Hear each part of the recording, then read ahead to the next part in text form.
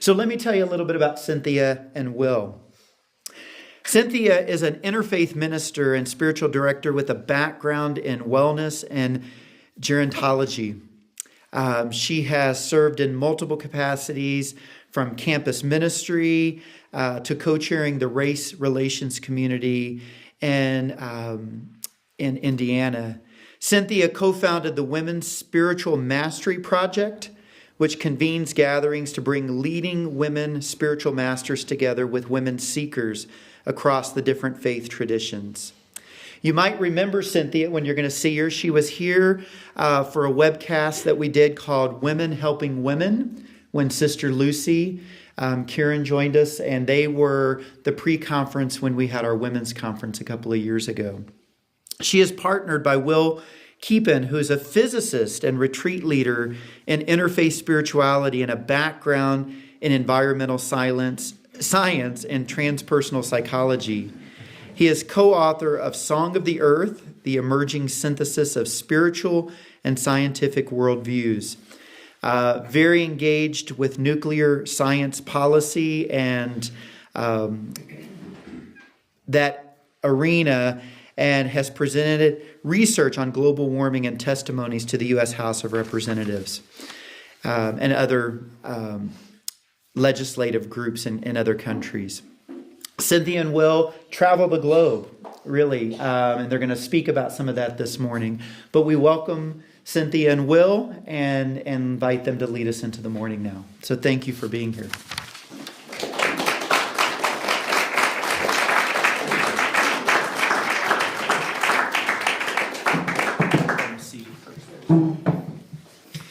Well, thank you very much, Stephen. It's a great honor and joy to be joining the CAC, and we want to thank Father Richard for inviting us. And it's a privilege to be here once again. Yes, and we're excited about the conference in July, and we hope to see all of you there. So thank you. And thank you for opening with a little bit of environmental silence for us. I like that. I hadn't heard that before. So are we staying? You go ahead and I'll sit back. Okay, so we'll trade off a bit. Yeah. So a question I'm often asked, my name is William Keepin, and how did I go from environmental science to environmental silence? How did this whole work of power of reconciliation that Cynthia and I are engaged in and have been working with now for many years, how did this emerge for a physicist? And I'll say a little bit about the history of the work, but I want to begin with this quotation from D.H. Lawrence that I think is true on multiple levels. He said, "The future of humanity will depend on relations not between nations, but relations between men and women."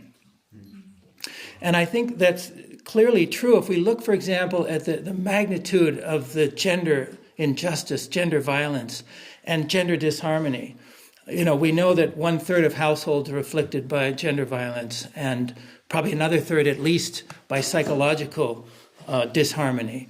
And we're all familiar with the statistics across the globe. We work extensively in South Africa and India, which are countries of extreme gender violence. But even in our own country, you know, there's 1 in 3 women are expected to experience some kind of abuse in their lifetime. So we have this huge issue across the human society. Virtually every society is afflicted by gender disharmony. And so what D.H. Lawrence is speaking to is very profoundly true at a kind of sociological and psychological level. But it's also true at a spiritual level. How do we reclaim that sacred communion between masculine and feminine that is our birthright as human beings? And that's one reason Cynthia and I are so thrilled to be here at the CAC this morning and to be supporting what Cynthia Bourgeot and Richard Rohr are doing in terms of articulating the sacred masculine, the sacred feminine, and that proper relationship of communion. So to give a little background as to how this work began, I am an environmental scientist by training. I was working in global warming modeling and policy advocacy.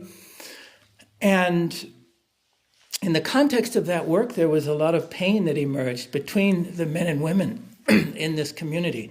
And this was a community of really progressive, not radicals exactly, but challenging the shadow side of industrial civilization with environmental science, environmental advocacy. But there was one thing that couldn't be talked about, and that was the dynamics between the men and women within the professional community. So about 19 years ago, a small group of us organized some early events. I think we called them Gender and Ecology initially, looking at the parallels between the repression of the feminine on the one hand and the exploitation of the feminine and exploitation of the earth. So that was the beginning, and to make a long story short, these first events were basically disasters. We unleashed something we had no way of dealing with, the power of the pain that emerged. And we had our little workshop design, little processes, and the whole thing just blew them all out of the water. So actually, half of the facilitators after that said, we're going to kind of put the lid back on Pandora's box, bolt it shut, and that's the end of that. And a small group of us said, actually, maybe there's something here we need to look at. So we began over the next 5-6 years to explore ways to work with this more skillfully. And this was something that was done never intending that it would grow any larger or become anything like it's become now. It was simply to address a need within our own professional communities and networks. But after about 5 or 6 years, we developed more effective ways of working with it. We brought in different modalities, weaving in psychodrama, weaving in breathwork, weaving in practices that could deal with the emotional intensity and volatility, weaving in contemplative practice.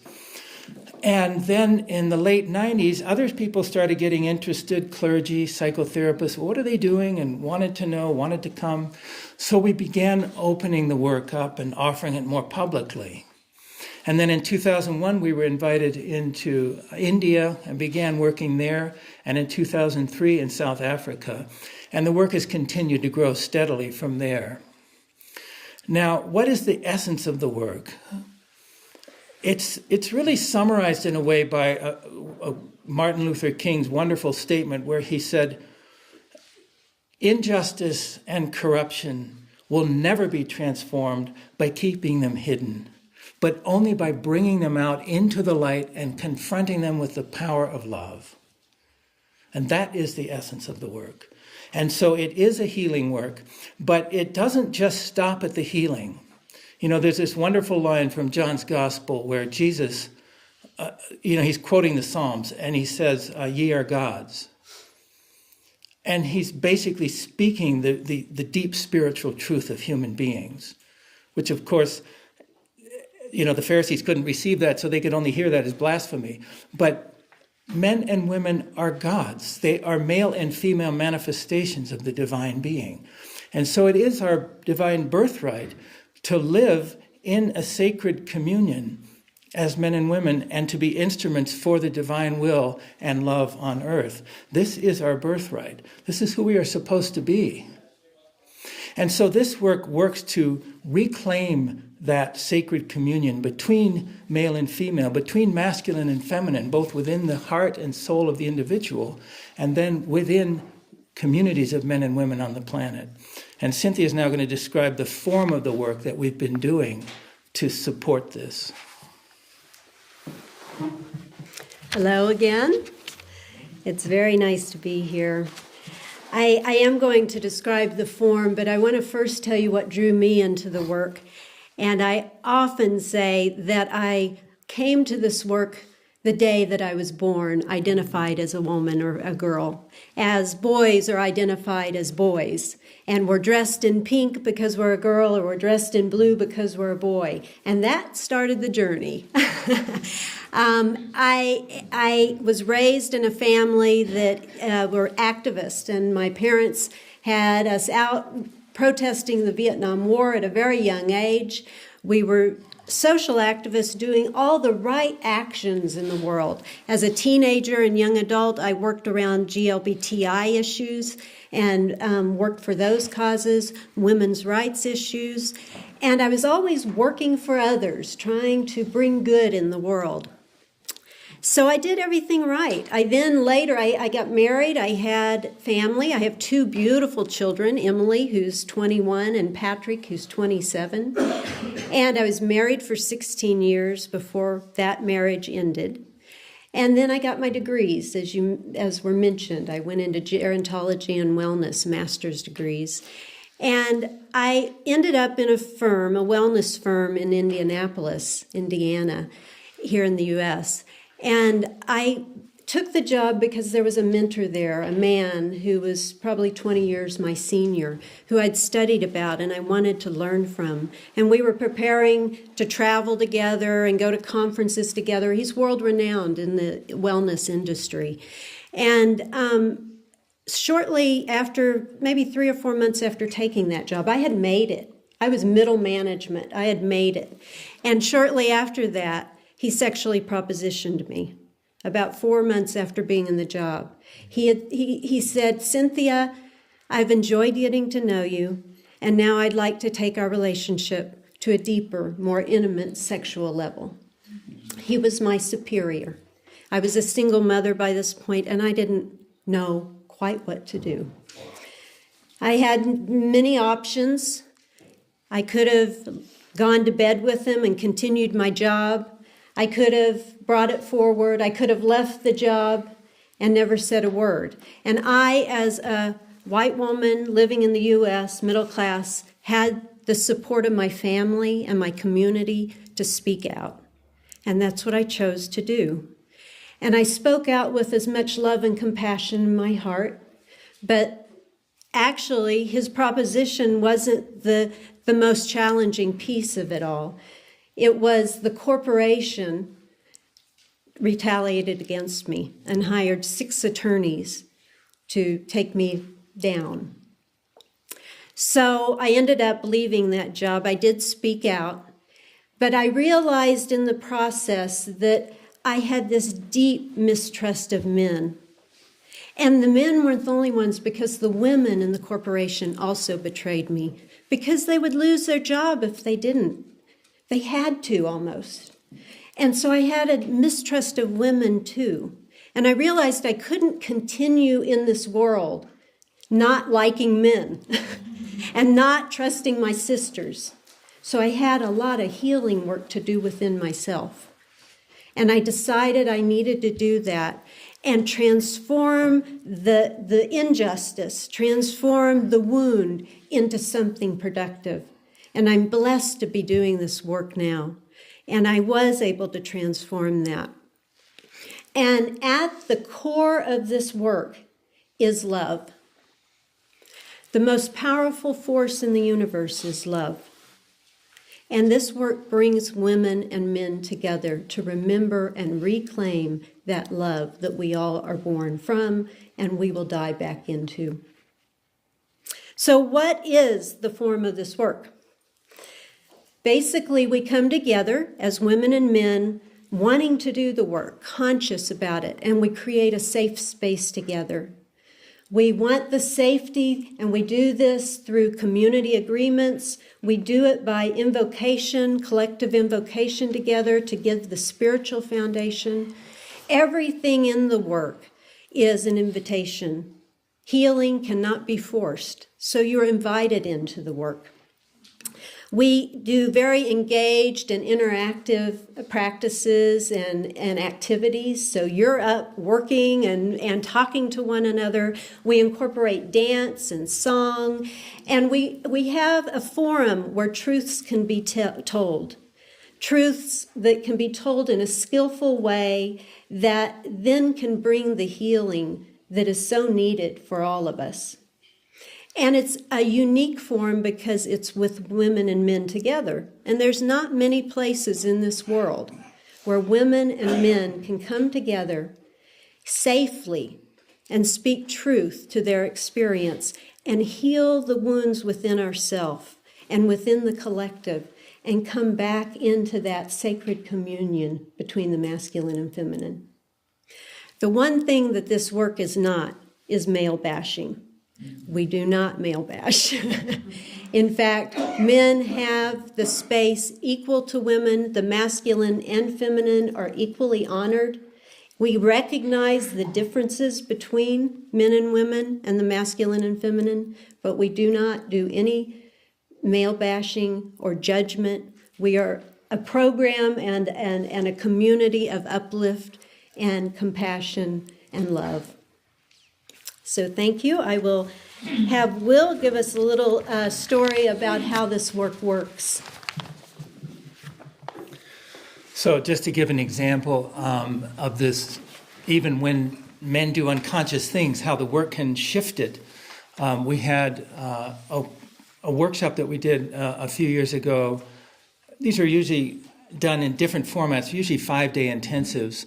And so on day 2 in this workshop, we had the men and the women were separate. They were doing their separate work. So the men were spending a day off by themselves, and the women were spending a day by themselves. And by the way, this was an intergenerational workshop. So we had many people in their 40s and 50s, and we had a whole contingent of teenagers from age 14 to 18 about. So it was a really wonderful, rich experience in that way.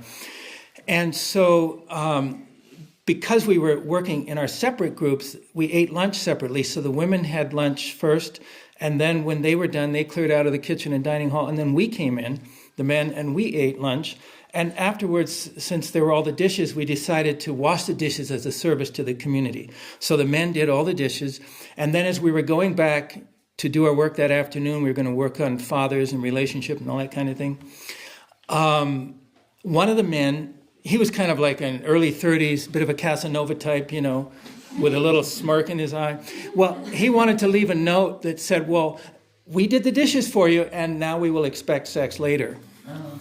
Okay, so that was a joke, and a couple of the other guys got with him and thought, this is pretty funny. Yeah, that's kind of cool. So they're sort of putting this little note, getting ready to leave it, and then they sort of, hey guys, we're going to do this. Isn't this funny? You know, wink, wink. And the other men said, wait a minute, you can't do that. You know, you can't leave that note.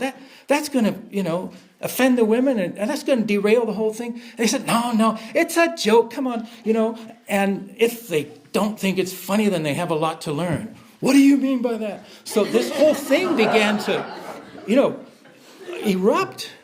And what was beautiful was that the men who were concerned started saying, well, this particular person, this woman is going to say this. And this other woman, we had a couple of really strident feminists, and they were going to be, you know, fit to be tied. And one of the men started saying they're going to, you know, slice us up. And so there was this whole conflict in the men's group. So what we did was we set up a psychodrama in the men's group where we had the men who were saying what the different women were going to say, we had them play those women.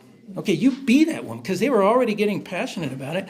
Be her. And we had there was a young boy there, 15, and he was saying about one of the young girls who was a very sensitive, fragile 14-year-old who had come to this workshop for something different than locker room humor and a degrading of sexuality that is all she ever gets in her junior high school. And this 15-year-old boy was saying, God, this will just break her heart to have the same thing again. He played her. And he played this broken 14-year-old who wanted something higher and more exalted than the crap she gets daily at her school. And you could not believe how beautiful it was. This group of men, and of course the guy who left the note, his name was Sam, that's not his real name, but Sam and his 2 cohorts. So we set up this psychodrama where Sam and his 2 cohorts played themselves, and these other men played all these various women in the group. And it got intense. And things got heated on both sides. And finally, Sam's cohort started to realize, you know, I don't think this is such a good idea. I think these women are right. And so they kind of abandoned poor Sam, and Sam is there alone holding, you know, the torch. And finally, Sam himself agreed it probably would not be such a good idea. So he deferred that. So the men, through that process, by the evening, we had agreed we're not going to leave the note, but we'd gone through this whole process. So when we came back into the community that night and the next few days, the men were glowing. They were incredibly attentive to the women. And the women were blown away like, what did you guys do? What were they doing? Because they were so attentive and thoughtful. And the women were saying, they're so perceptive, you know. And finally, to his credit on the last day, because we all kept mum, that's part of the commitment of the confidentiality of the work, and also to protect Sam. But on the final day of the workshop, Sam, of his own accord, decided to disclose, because he was the one who had the idea. And so we were able to tell the women what had actually happened. But it was a very powerful healing experience all the way around, and very profound for the men to go through this process of healing within their own community as a men's group, to embrace the women's experience so powerfully in that way. So that's just one example of how the work works, and I think Cynthia has more. Were you going to talk about the end of men? Oh, yeah. Well, just to mention, there was this article recently, and I think it was the Atlantic Monthly, talking about the end of men, the idea that, masculinity is dead. And that's not what we're seeing. At least in this work, we're seeing a whole beginning of real manhood, you could say. Men stepping forward, men really ready and eager to start deconstructing the injustice and the unjust structures of patriarchy, and in all sincerity wanting to build partnership and reconciliation with women. We're seeing this across the board. And even in countries of extreme gender violence like India and South Africa, we're seeing very powerful examples of this. And I'll give one example in a moment. Go ahead. So I'd like to tell a story about a woman in Africa who attended one of our workshops. This is a story of transformation, a story of forgiveness. And I've changed her name as well. Elena is the name I've given, and that's for confidentiality, of course. And Elena came to our workshop. This was a workshop that was convened for the South African religious leaders, Council of Church members, and also for members of Parliament of South Africa. So it was high officials in the South African community. And Elena came not knowing what this work really was, but she really got into it and started participating. And one of the activities that we do early on is called silent witnessing, where the women are on one side of the room and the men are on the other. And Will and I ask a series of questions, and you're invited to stand if the question is true for you, true for your life story. And Elena, for the first time in her life, stood for a story that she had kept secret. And she didn't have to say a word. That was the beauty. She could stand for a truth without speaking a word of the story. That in itself brought a lot of freedom to her. When we moved into the women's circle later, she shared a bit more of her story. But the true transformation came later when we convened back with the men, with the women sharing some of their stories and then the men sharing some of theirs. And the women, Elena started sharing her story and said that she had been brutally beaten by her husband for years. And to the point that she and her children, after her husband died, had decided to keep mum about it. They kept a family secret. They weren't going to talk about it. But she felt like it was time to let the secret, release it and let it be free. So her husband of many years beat her and beat the children, and she would say, please, just don't beat the children, just beat me. But he wouldn't listen. She would just plead to him. Well, she would even just do all the work, and she just slaved in the kitchen, and she was working outside the house. So she really did become a slave to this man. And he even moved a mistress into the house at one point and put the children and Elena up into the toilet area to sleep. So you can just imagine what her environment was like all this time. He would dangle the children above the balcony, second floor, and threaten to drop them. And Elena would stand underneath ready to catch them. That was the horror of this woman's life. One day, she was in the kitchen cooking hot sausages in the oil, and her husband came in with his mistress, and he said, I need some money. Give me your money. And she said, I need the money for the children's shoes. And he came with her with a knife, and she took that skillet and she threw it at him, and the hot oil just went all over his chest, burning him, scalding him. And she took the skillet and hit the mistress on the head. And she ended up going to jail for that. He had her arrested, unjustly, she felt. And she spent some time in jail, but then he came and bailed her out because she was the breadwinner. She was the cook. She was taking care of the kids. He needed her. So she went back in, didn't leave him, stayed there until he died. And she kept this secret with her children. And when she came to our workshop, she began sharing, and that, as I said, was liberating and free. And then after the workshop was the true peace that just touched Will and me and our other facilitators so deeply, because we saw her about a week after the workshop, and she said, she was just glowing, and she said, I've got to tell you, after our time together, I went to my husband's grave, and I forgave him for all the abuse he had done. I was able to let go of that, and I have carried such hatred for him. And then I knew where the mistress lived, and I went to her house, and I knocked on her door, and she opened the door, and she was in a wheelchair. And she said, Elena, I have been thinking about you all week. She said, I think the reason why I'm in this wheelchair and my health problems have been so severe is because of all that I did to you that was wrong. And they had this time to forgive and to get over, move through these places that were so wounding to them. So Elena is one example of how this work we have found can really transform and heal those deep wounds that are needing to be healed.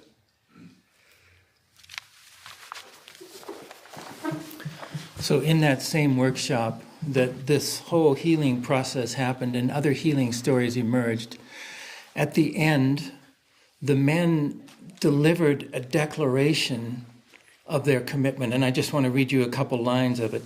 They basically said, we have heard over the last several days brutal stories of how vulnerable women have been degraded for no other reason than that they are women and girls. We have heard, too, how our brothers have abused our intended roles of caring and protection for their own selfish pleasure, power, and personal gain. The bonds of humanity have been broken. We acknowledge that we have shared ourselves in the unfair and unjust advantage that has upset the Creator's intended balance of human relationships for love, companionship, and cooperation. We further acknowledge that we ourselves have been complicit in breaking the intended dream of equality. So now we come forward to say to you, women, we are sorry. We affirm that we want to start anew. And we ask, will you accept our offer as we accept responsibility and commit ourselves to live to the challenge of gender reconciliation and thereby seek reconciliation with you. Now you have to understand this is in a country of the greatest gender violence on earth, with the greatest number of AIDS cases on earth, and these are members of parliament and religious leaders, men. And after they delivered this declaration, they all leaned forward and bowed before the women. And I'm telling you, it brought the house down. And the women were weeping. And those men, several of those men have honored that commitment. And they have become some of the leaders that have kept this work going in South Africa and helped us to implement the work in several nonprofit organizations and collaborations in South Africa. And one of those organizations, Papama Initiatives in Johannesburg, recently released a review of all of the work that we've done there over the last 3 years. And their conclusion was, this is the only tool we have found that can address the causes of HIV/AIDS rather than just the symptoms. And they said, we're coming to recognize that this work can prevent entire communities from self-destructing through gender-based violence and HIV/AIDS. So this is the power that we have of love in the collective. This is what Martin Luther King called the cure of grace. You know, Martin Luther King used to say that we must never let our pessimism about human nature, we must always balance that with our optimism about divine nature. That the power of love can meet the magnitude of the power of suffering and pain in the human family. And that this cure of grace can be effected. And what we have learned in this work is that bringing ordinary women and men together in these groups and creating the right conditions, we can achieve a level of healing that is beyond our capacity but within our reach. You know, there's that beautiful story in the Gospels where the woman who reaches out to grab the hem of Jesus, and Jesus turns around and says, "Who touched me? Power has gone out of me." There's a case of a woman, she was needing healing. She couldn't do it herself, but she could reach for the hem of the robe of Jesus. So it was beyond her capacity, but within her reach. And in the same sense, this healing, when we come together in these groups, the healing itself is not something we can do. But if we come with that intention and we give ourselves to the work, that healing happens and it moves through us.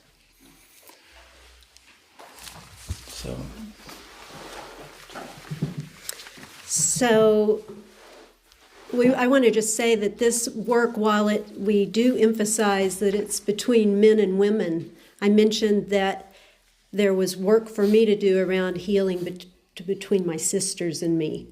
And there's healing to be done between the men and the men. And this work is open to all people of all sexual orientations, because the masculine and feminine is in each of us. And that's the piece that needs to be healed. So it doesn't matter what your sexual orientation is. Hopefully we transcend it all, right?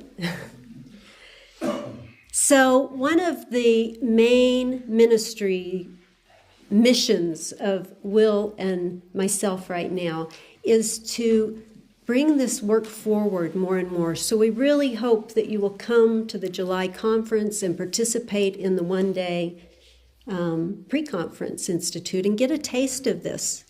But part of our work right now, we realize, is giving this work to the world, and we go where we're invited.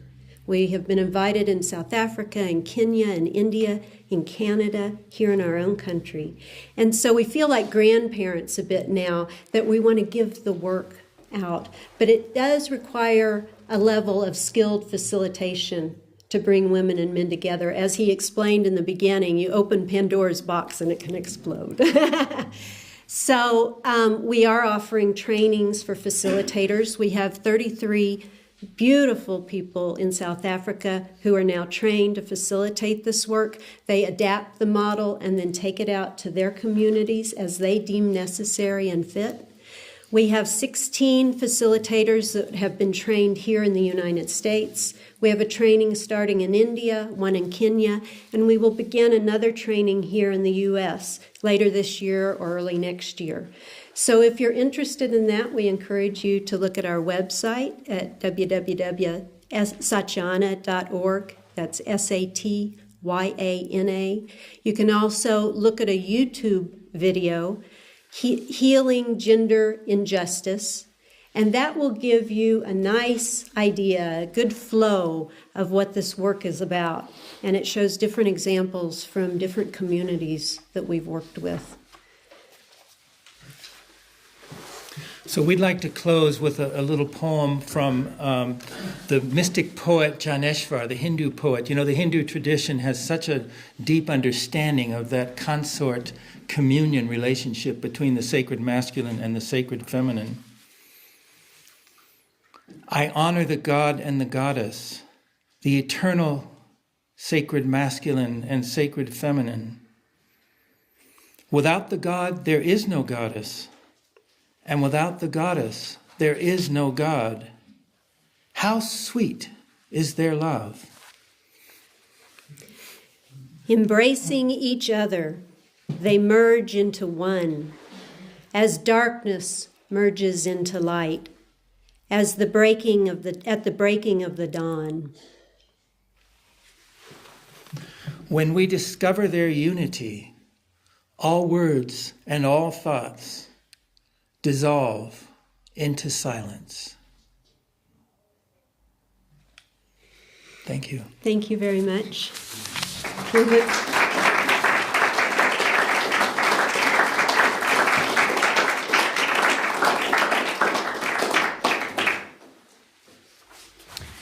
Thank you, Cynthia. Thank you, Will. Yesterday, the staff here at the center was able to participate in a full day of the work with Cynthia and Will.